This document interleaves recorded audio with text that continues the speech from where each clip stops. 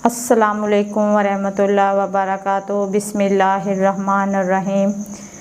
नाज़रीन, अगर आप ख्वाब में देख रहे हैं कि आप फतराना दे रहे हैं तो ये इस बात की अलामत है कि आपकी ज़िंदगी में बरकत आएगी, रहमत आएगी।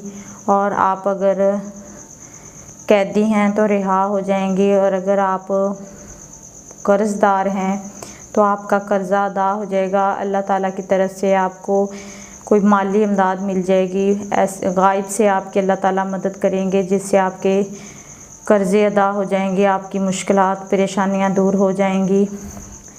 तो आप अगर फतराना दे रहे हैं तो आप गरीबों में तकसीम कर रहे हैं, तो ये अल्लाह ताला का आपसे, हर इंसान से अल्लाह ताला का वादा है कि आप अल्लाह की राह में दें तो अल्लाह तबारक ताला उसको दुगना करके आपको लौटाते हैं।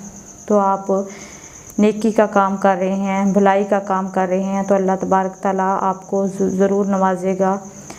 आपकी मुश्किलात आसानियों में बदल जाएंगी इंशाअल्लाह। अल्लाह तबारक ताला हमें नेक अमाल करने की तौफीक दे। आमीन।